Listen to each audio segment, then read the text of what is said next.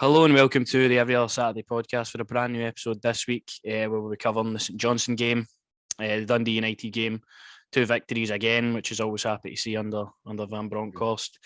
We're going to touch on Ianis Hagi as well today for a part of this episode because I'm struggling to work out what has happened to him under Van Bronckhorst. He just really hasn't stamped his authority on the team, although he's played a lot of games. It's yet to see the best of him under Van Bronckhorst, so we'll touch on that. And then obviously Boxing Day football against St Mirren. We've got a week off, no midweek game. Feels weird not having to talk about that game coming Wednesday or Thursday. But St Mirren next up for us on Boxing Day. And as always, if you do like the podcast, if you could like, subscribe and share about if you're listening anywhere else, that'd be very much appreciated. So first on to St Johnstone, Wednesday night's game. Obviously, St Johnstone really poor, as we talked about last week. Should only have been 3 points, which it was. And it was a really convincing performance, although we only get the 2 goals. I mean, we were peppering St Johnstone's net. We were trying Everton to make sure that first goal would come. 42nd minute, Alfredo Morelos, he heads it in. And that was after a lot of good work for Ryan Kent and Aribo and that to make things happen up to that goal. So 1-0 up, and then Ryan Kent obviously makes it 2 for great work as well. Great team goal. Similar to the Galatasaray goal last season. And it's good to see that sort of football coming back to Ibrox. It's fantastic to see that sort of football come back to Ibrox, Jackie. It really is. No, I was impressed with Wednesday's performance. The weekend's performance, we'll touch on it, but it was a bit off the pace. But no, it's good to see the likes of Alfredo, Kent stepping back up and being the goal scorers that we need them to be. Nah, 100%. It was nice to see Kent grab a goal because he went close so many times against St Johnstone. Could probably have a hat trick. Same with Arfield, that Hearts game. He just had so many chances, just gilt-edged. But as long as we get the job done, which we did, 2 goals were enough to see by St Johnstone. And it was another clean sheet as well. Still only 2 conceded under Van Bronckhorst so far, which is mental that we're even sitting here saying that, because our defence at the start of the season, up until obviously Gerrard left, was shocking. We were always conceding the first goal, but now we don't look like we're going to concede goals, which is always a good thing. Maybe going back to a bit of last season where we were so strong at the back, and that's been reinforced even with Calvin Bassey as well. And going on to the weekend now, Tavernier was playing at centre half for a bit. Barisic obviously went off with his illness. Played Patterson. I thought that the way it was going to look was Tavernier at right back, Bassey, Goldson, and then Patterson out left, but they started off with Tavernier at centre half, and I'm like, what's going on here? Aye. Sounds like a similar formation to an Argentinian that I know very well.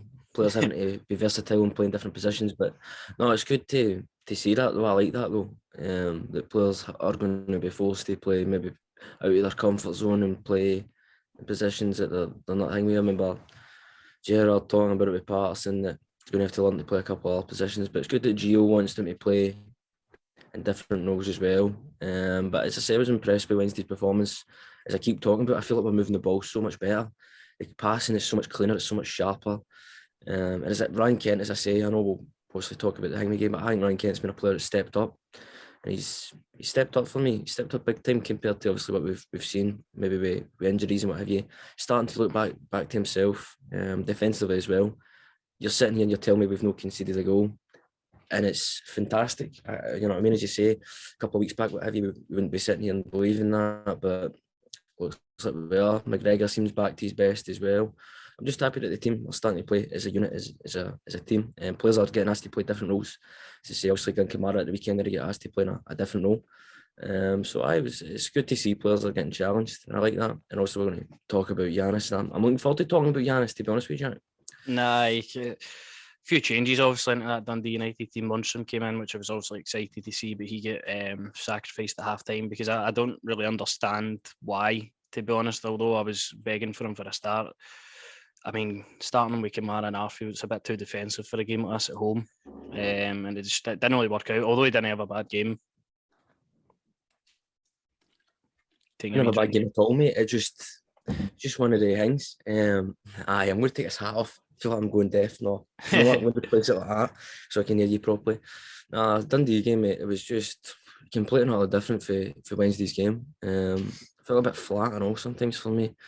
Maybe this is the first time that we're probably going to look at Gio and say, maybe get the team wrong. I think he personally did get the team wrong. I don't think he can drop Joe Aribo. When we're all asking for a cam, just watching Joe Aribo's footwork, and I think that Joe no starting was probably not the right thing to do. And Ianis playing as well, and Fashion as well. Fashion was somebody for me that I thought should probably have been back into the side. I was happy as yourself to see John Lundstrom get a game.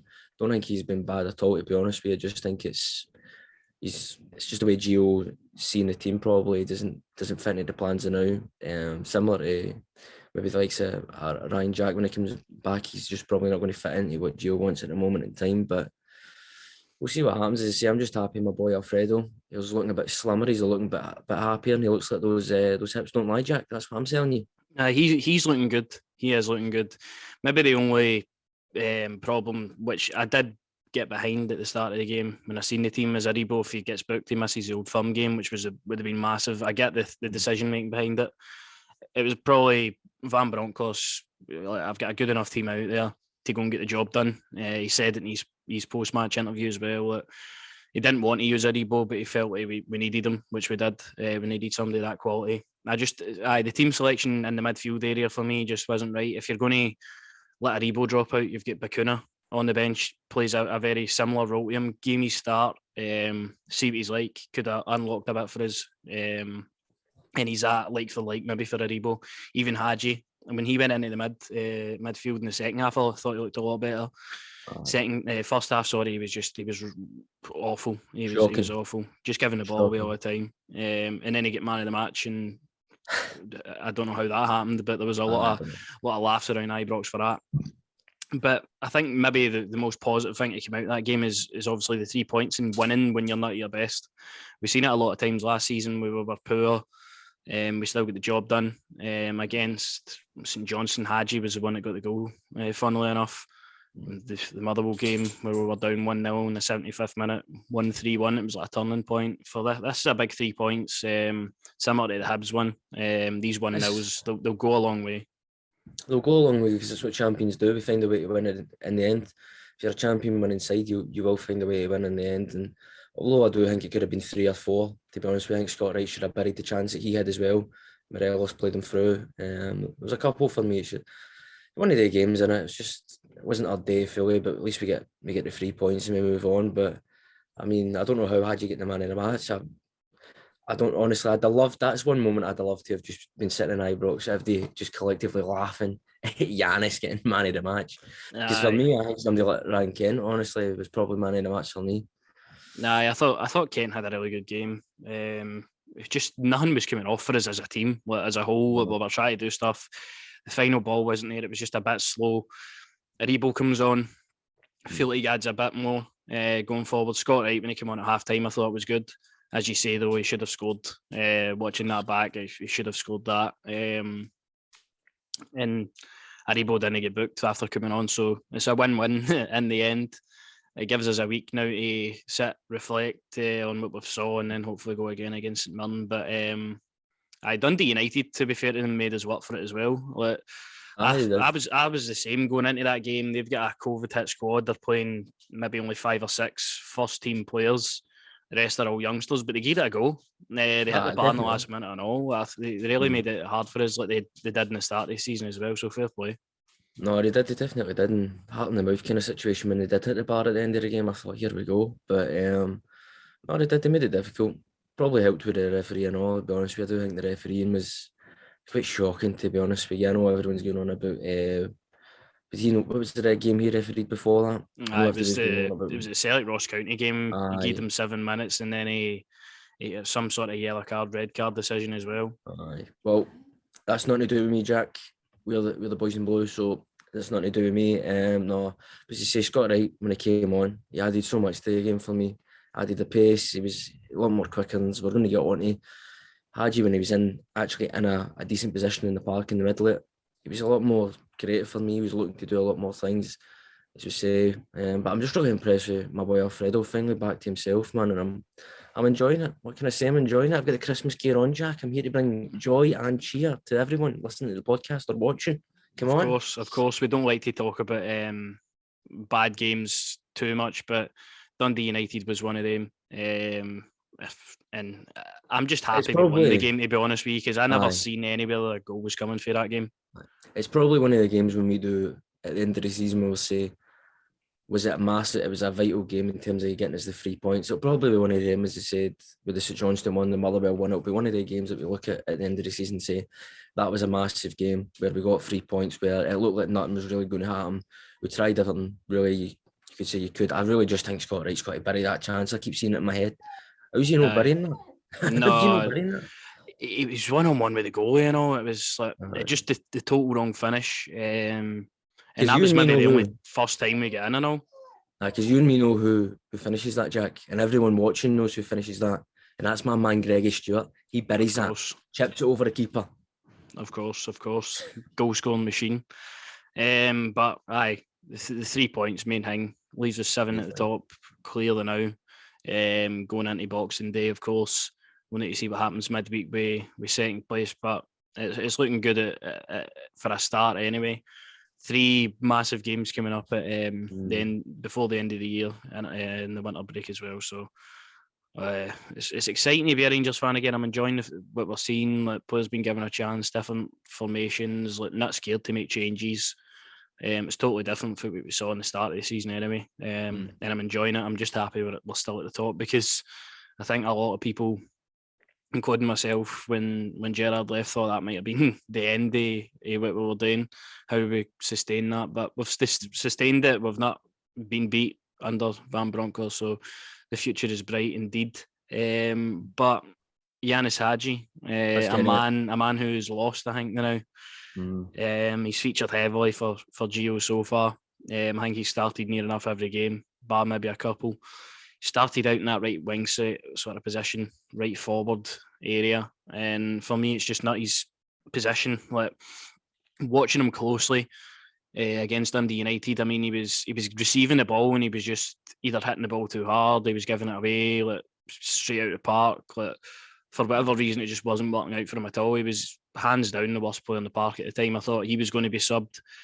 But then you think about what he brings if he maybe goes into the middle of the park, and I felt after that he done well. He moved the ball with more purpose. He sort of brung players into play. He actually made successful passes, which I like to see for him.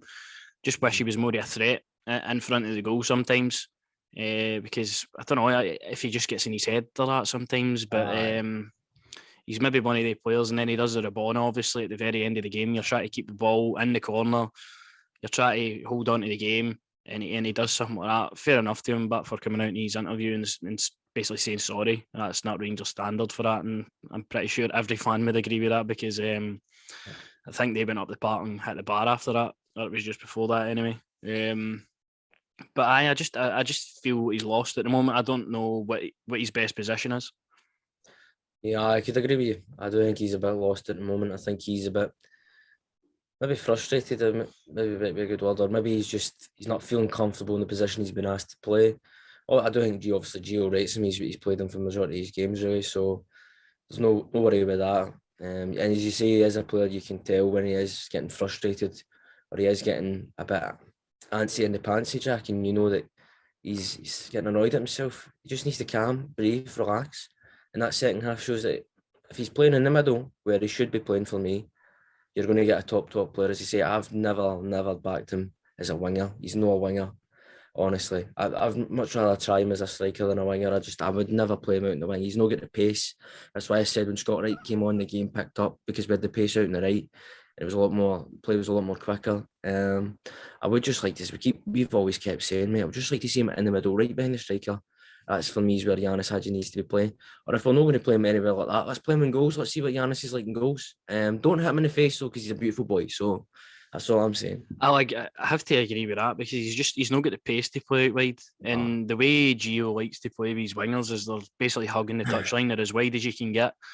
Whereas Gerrard, it maybe worked more in Hagi's favour because he was inverted. He was more in the middle of the park. Whereas he's been asked to do a different role now. He's asked to go and beat men. He's not got the pace to do it. He's got the skill, obviously, when it comes off, but he's just not got the pace to be able to run up and down and beat men for that. So I feel that his best position will be in the middle of the park, whether that be a centre midfielder, a cam, centre forward. I wouldn't like to see him out the wings anymore, because I mean, Scott Wright came on, and Scott Wright is the exact kind of guy you want out there.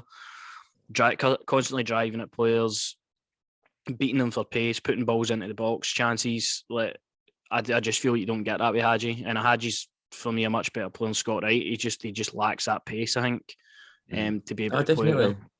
definitely. As we say, we're pointing out the obvious, obviously, in terms of the pace. It's the system, I guess, and maybe Gio looks at it and he says, well, I don't want to leave him out because I know obviously the quality there, but I don't know, man. It's a hard thing, as I say. I wouldn't play him as a winger. He's definitely not a winger. He definitely needs to be in the middle of the park, creating, as I say, looking to link up with people, looking to play people through. I do think he would probably score that chance that Scott Wright did have, to be honest with you. But if there's, I don't know, man. It's a difficult thing to do. Obviously, if you're a career mode Donny like myself, you know what you do. You just switch the position. You give him time to train, press the hangway, and there you go. He's in the position. But no, I don't know, man. He's definitely not a winger. He's not get pace. It's just frustrating to watch, as I say, in games like that. When you know if you have somebody like Scott Wright playing, you might get a 3 or 4 in the first half, maybe, just because it just for him alone with his pace and, as you say, driving at people, getting the ball into the box. But as you say with Ianis, it's just frustrating for me. And it must be frustrating for him, as we say, not to be able to play maybe in a natural position. But I guess, as we're saying, players have got to be versatile, and they've got to understand you're not going to get to play in your position all the time. You will have to play in, as we say, Tavernier going to centre half. I don't know all about that, but you're going to have to play in positions you feel uncomfortable in. And as we say all the time, it's about the team. It's all together. It's about the team, and it's about getting the 3 points. But no, definitely a man that's lost, but he might feel found if he watches Star Wars. He might feel that hope again. No, I don't. I feel sorry for the guy, because looking at the start of the season, he was one of our most sort of best performers next to Aribo. Every time he was sort of coming onto the pitch, he was doing the hard yards. He was picking up fouls for us, getting us in good areas and that. Whereas, I don't know, he's just a guy. I've always seen him in the team sheet under Van Bronckhorst and been like, really? I'm going to try something else out here, and I don't like it. I love the player, of course, but just I don't know. I personally wouldn't be starting him. No, listen, I can't believe it. I think I might have cussed it, Jack. I was like, yo, Gio's going to unlock Ianis, and then it seems like he's not unlocked him yet. But before we find out what's really odd, Jack, there is confusion. So maybe this is the confusion period. We turn next year, Ianis is unlocked, but I'm hoping so. But I know I'm the same. I won't not back him, but I just think to myself, man, yo, you need to play my boy Ianis in a position where he feels comfortable, and he feels free to express himself, because he's definitely not a winger. As I say, I would rather be playing the Scott Wright, or play Ryan Kent out on the right and play Fashion on the left. Either way, I feel like all 3 of them need to be versatile and playing on the right and the left. It's the same with Kemal Roof, do you know what I mean? Kemal Roof's no winger at all. My man's right in the middle similar of the when he went out there as well. 100%. Like when they played that front 3, although it's our best probably 3 attackers, Roof, Morelos and Kent, like Kent's offering you what you want a winger to do, whereas Roof is a second striker. He's not ever going to be a winger, as you say. He's in the box, he's looking for goals, chances, and he puts them away 9 times out of 10. So I'm happy we haven't revisited that since maybe the Aberdeen game, because it just leaves you with no really any pace. And I think it was Roof was over at the left and Hagi was at the right. We just had no pace up front. But hopefully he'll be back as well to maybe take the pressure off of Morelos. We starting every game, but Morelos is looking much better as well. I just hope Hagi is the next one that sort of follows suit. We see him in his prime position, because even somebody like Scott Arfield as well, like, where was he until Van Bronckhorst came in? We found him a position playing right behind the striker with Joe Aribo as a more advanced midfielder. I feel like that's exactly where Hagi is to slot in as well. And hopefully we'll see something similar to it soon, because the second half of the Dundee United game was promising for him. More in the middle of the park, he had a much better game. And Hagi's always one of the kind of players, I say, when he's playing bad and as bad as he was in the first half, he's the worst player on the pitch. You're not going to get anything out of him. But if he's good, I mean, he's going to be look like one of the best players in the pitch. Like, I don't think he has any really in between. If he's bad, he's really, really bad. He's really bad, and if he's good, he's really good. There's not really any in between with that. But as we say, we're just hoping to get the best out of him sooner rather than later. Definitely. As I say, stick the Star Wars on, get the lightsaber out, go into the training ground, challenge Kemal Roof with his wee water gun and be like, yo, you want some? Bam, bam, bam, bam, bam.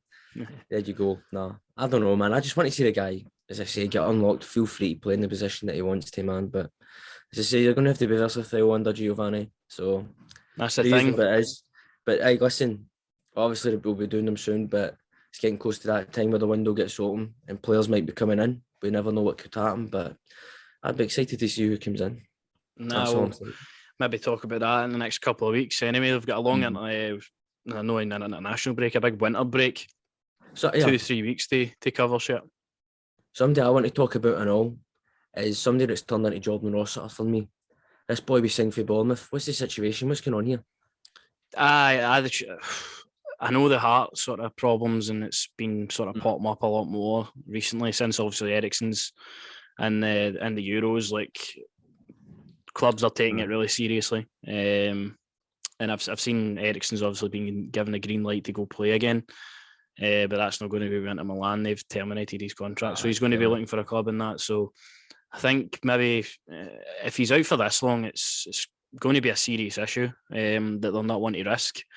I would have liked to have had an update on him right enough, because I feel sorry for the player as well. He's just sort of been left in the dark. Nobody really knows if he plays for Rangers or not. Like, he's just sort of sitting about. We need a bit of clarity for the manager, although he's not really been asked about it in his press conferences or that. Like, he never really gets brung up. I do feel sorry for the guy. We signed him because he obviously has potential to become a good player. He's still only 22.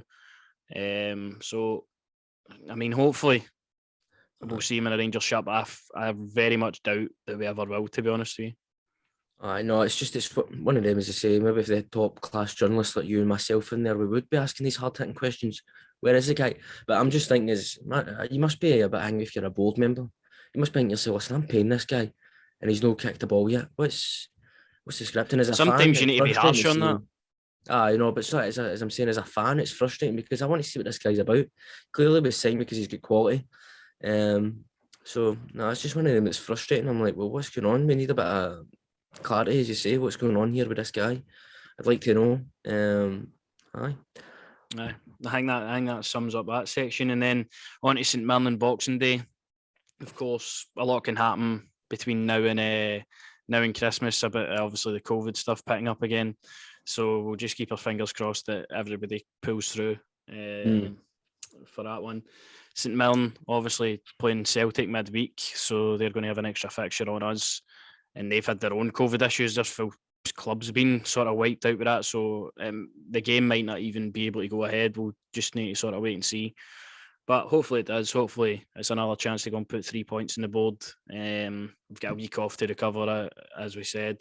Balogun's looking even more likely he's going to be involved in that. Good time for him to come back, obviously, for his country as well.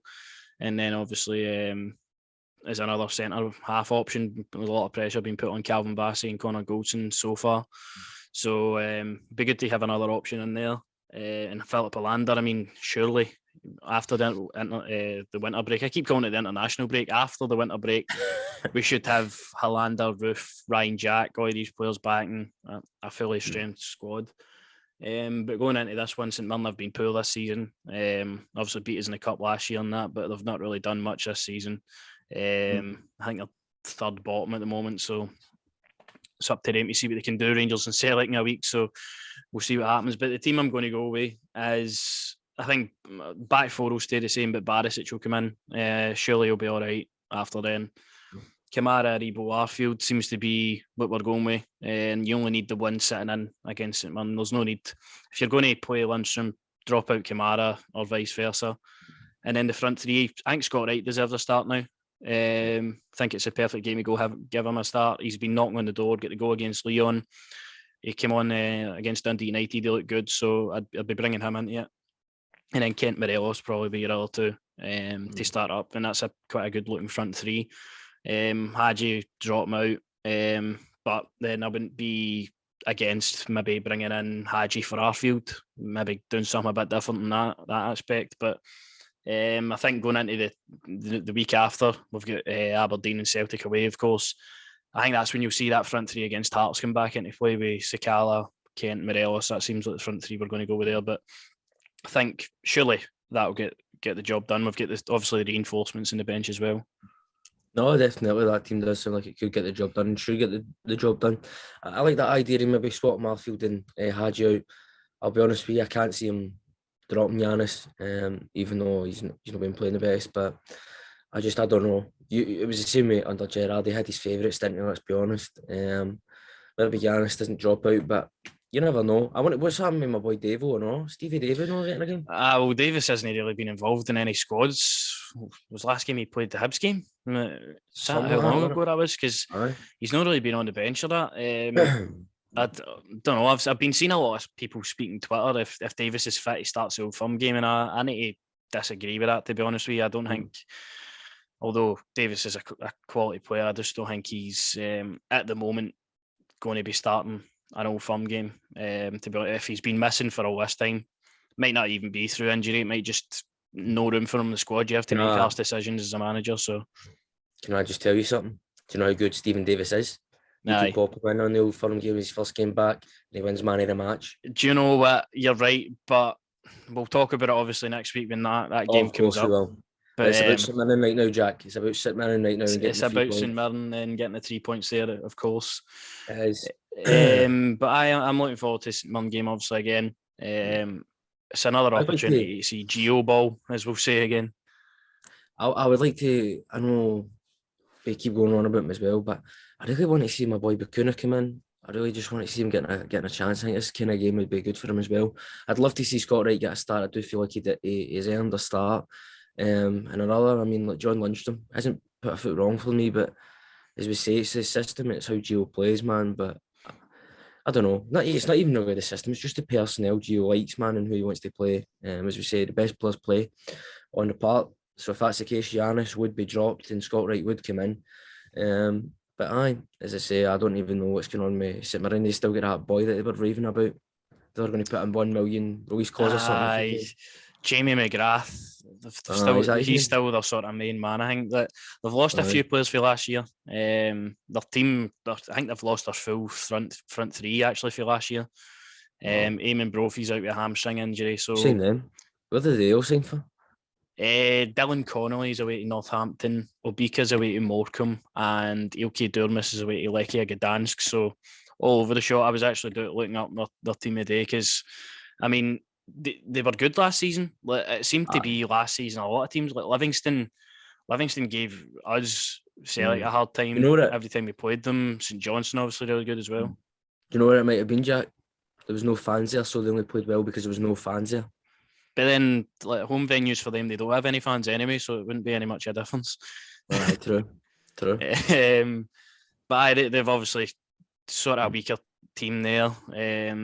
Still got a few obviously similar names in that side, but not as good as they were last season. Hopefully, we should be going out there with the intention to go and hammer them, because that's what my thoughts were going into the Dundee United game. Surely we're going to take 3-4 off a depleted side. Of course, we don't have a Rebo, but your team can't rely on just one guy. Players need to step up when he's not going to be available. So I was disappointed with that. It's just again, thankful we get 3 points, and hopefully St Mirren Boxing Day's similar to that, because then it's a quick turnaround again to Wednesday and then Sunday, where we'll hopefully get another 3 points on the board. I can see you're getting ready for Boxing Day, as we see there, pulling the punches. But I think that's it. Get me in there with Jake Paul. His fights are all rigged, so I don't know about that. I think that's it for the Rangers stuff at the moment. I know you obviously talk to me. You want to talk about your English team, Leeds. They're hurting you at the moment. The fans are in disarray. Talk to me what's been going on. I will, Jacko. I'll just bring the Leeds one back out. No, listen. I keep all my scars up there. That's no hanging. I just keep all them up there together. No, listen. It's been a tough day. It's just something I want to talk about. You know, I was, as I say, proud of the supporters sticking behind Bielsa, even though we get smacked again. But I personally just believe it's the system and the intensity that we've been playing for 3-4 years now. It's been incredibly demanding football. You're playing like some murder ball, you know what I mean? Every week, every session. I don't know, I just feel like the system and everything's catching up to the players now, and I feel like it's starting to show, as I say, a bit I'm in two minds with the board in terms of what we've signed and how we've signed players. I'm happy that we're trying to be a club that brings players through and gives young players opportunities and chances. But at the same time, if you want to be a top six Premier League team, you want to be a team going for European football, you need to splash a bit of cash. I think the best signing that we made so far has probably been Rafinha. You can keep your hands off him, Jack. No, in January, maybe in the summer, but no, I don't know. I know people are saying Bielsa should go, what have you, and I do believe that if it was any other manager at any other club, he probably would be going. But I just think the special bond that the fans and Bielsa have together, I just don't think. Can't see him going. I wouldn't sack him. I definitely would give him a full season. I do believe Bielsa's earned a full season, one more chance to get it right. I fingers crossed. I hope we don't go down. I don't see us being in danger once we get the players back. It's just I'm annoyed at the commentators and the English media. They constantly keep going on about injuries. Yes, there's a lot of injuries, but I just believe shut up and get on, mate. That's my mentality, man. But then if he was back in the transfer market with more additions to the squad, you wouldn't have that. Because I mean, was there one senior player on the bench against Arsenal? It was all youngsters. And the average age of the players on the bench was 18. I think it was 18. We had a 15-year-old on the bench. I'm not too sure. I seen that, but that's how are they? Obviously, the injuries and all that they can be talked about because that's the situation being left in. You should have enough cover to be able to, especially with the demanding football he plays. They know players are going to come out injured throughout the season. So, is it more a fault of the board for not backing the manager? Do you think? But it's difficult, Jack, because the board have to be cautious as well because it's similar to what happened to Rangers. Do you know what I mean? You go down the divisions, mate, and you just need to be cautious. I guess I don't know. I definitely do feel like the board could have backed him. I know the Americans, the 49ers. I think they've got an option to buy the club, buy the ground and all that. I think they're probably going to take that up. So if it's getting into American big bucks money, then in that case, definitely, I'd like the Americans to spend the dough. But as I said, me and you've been talking off the podcast, and we've been saying, I'd like the boy for Blackburn Rovers to sign. I think he's about to be going to Brighton for the Championship. I can't remember his name. Mad wee Chilean player. Ben Brennerton Diaz. Every single time I look at the Blackburn Rovers score, he scored about 1 or 2 goals every game. Like, that guy's frightening at the moment. I definitely feel like we need more. I feel like we need more midfielders. Although people go, Adam Forsha's probably not the best. I do think he's a good player. I think he's been decent so far. He's probably a good player to have in and around the squad for this time where you need to step in. That is one of your first choice for the Premier League now. Aye, definitely. But I do feel like the likes of Mateusz Klich, he's been playing for the very first game for Bielsa all the way up until last season. I think he got injured, or I think he went international. I can't remember off the top of my head, but I just think he's not it anymore. I've never rated Cooper. I don't care what MD says. I think he seems like a lovely guy off the park, man, and probably top.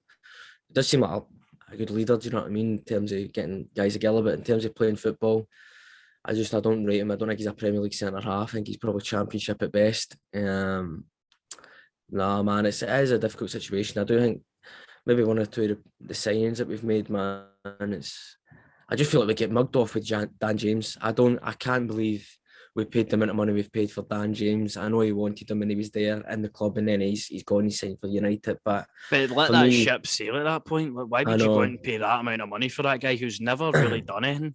What is your marquee signing in the summer?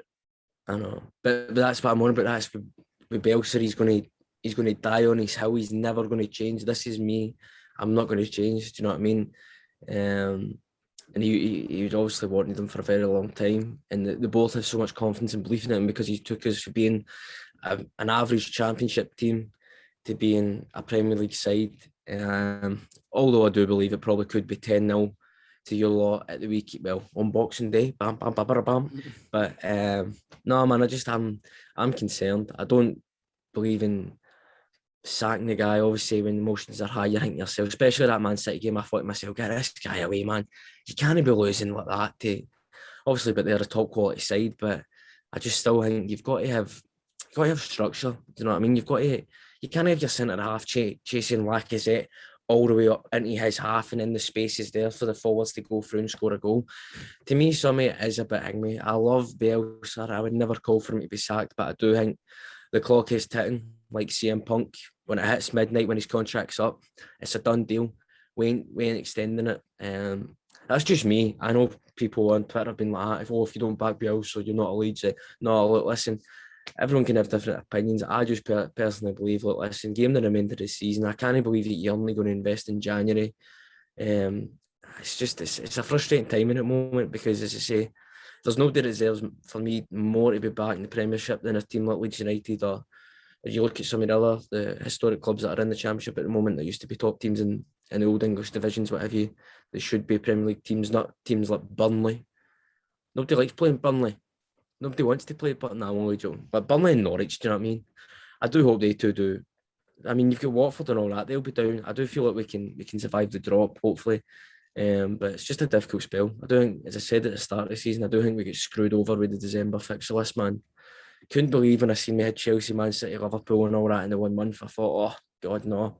No, that's what I'm just looking at now. Liverpool on Boxing Day, then you've got Stevie's lot. That's the one game we have to win. I don't care about injuries, nothing. That is the one game that if we win, we could get relegated as long as we beat Aston Villa. That is the one game we have to win. I do not want to lose to that, man. I tell you right now, if Bielsa needs some help, I'm here to help you. I've watched this man play. It's not the best football. Sometimes it can be decent. It can be really good. It's not as good as Geo Ball. That was something I wanted to talk about and all. It's a bit controversial, I know, because everyone's half and half. I love Michael Beale. I would blow him a kiss. But see where that, just going to ignore that. You don't need to comment, mate. Do you know what I mean? And the guy that commented it, do you know what I mean? It's just one of the things I think, bro, it's not cute. Do you know what I mean? Just leave it. You know the fans adore you. You know we like you. Just leave it, man. That really bugged me. I thought, yo, you could better things to do with your time, man. For me, with the guy obviously posting it under his family and all that, right? No reason to post it. Just leave him be. But then Michael Beale reacting to it when it's obviously just a joke, it's a laugh and all that. For him reacting the way he did, and it seemed like it was a pure dig at the board anyway, when he was like, we signed players for 50 grand and for League One and now they're worth millions, what you saying now and all that. Like, I just don't know. I maybe took that the wrong way and I was reading it, but to me it was just pure digs at the club, which I didn't really like, to be honest. I like Michael Beale, but I just didn't need to say anything. No, I didn't need to say anything. That's what bugged me. I think he's done it before, I think, and all. But it shows you how sensitive. That's what I'm on. But they know, a lot of them know what they did. Do you know what I mean? Mm-hmm. A lot of them know what they did. Doesn't bother me now. Get a better manager, a much better looking manager. Looks like a hat man when he puts them gloves on. He's coming to kill. That's what his teams look to do. They look to boom, put the finishing touches in, even if it's 1-0. Getting the 3 points is the main thing. But I just thought, mate, you're the assistant. You're one of the coaches at Aston Villa. You're planning to just a guy trying to have a laugh and make angry. Do you know what I mean? I'd have just replied with laughing faces. Do you know what I mean? It's a laugh and a joke, man. It's Christmas time. We're all supposed to be jolly. No grumpy. No. Get making them cupcakes again. But I know, man. Get us with the Greg Stewart update then. Well, to round it off then, Greg Stewart, nothing each. Sadly. Missing out today on 3 points, but they're still right up there. I think it should be fine maybe to go on and win that league this year. So we'll wait and see. Hopefully finish top scorer, Ballon d'Or, Golden Boot by the end of it. Exactly, because when we get him on, he'll have a Golden Boot and he'll have a league title win, and we can say, so Greg, how does it feel to win the league? Again, back to back, I know. But I think that's it. No, I just wanted to hang. I know that's it and all that, but what's your thoughts on my boys' Leeds? Do you think we're going down? Oh, my thoughts on Leeds? Nah, I don't think he's going down. But I do think he's need a new manager.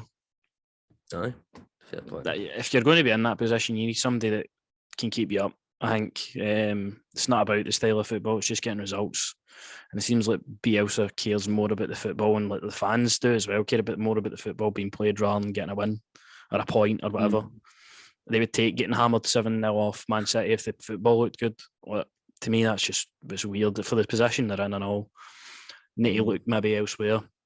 See how the next couple of games go, but I do agree then, on the other hand, that should be given the opportunity to see out the season, and then maybe look in the summer. So I'm splitting a half, mate. Half of me is like, I get rid of him. It's time to go again, but oh, half his mad. No, man, look what he's done. But at the end of the day, it doesn't really matter. All that matters is us battering St Mirren and getting them points on the board, and everyone having a lovely Christmas, Of having course. a lovely meal. All what Christmas is about really is a good family meal, good telly, and a box of chocolates to finish off. So, Of don't know what to course. say. What a perfect way to round it off. And if you did enjoy, as always, if you like, subscribe and share about, that'd be much appreciated. Have a nice Christmas, and we'll see you later.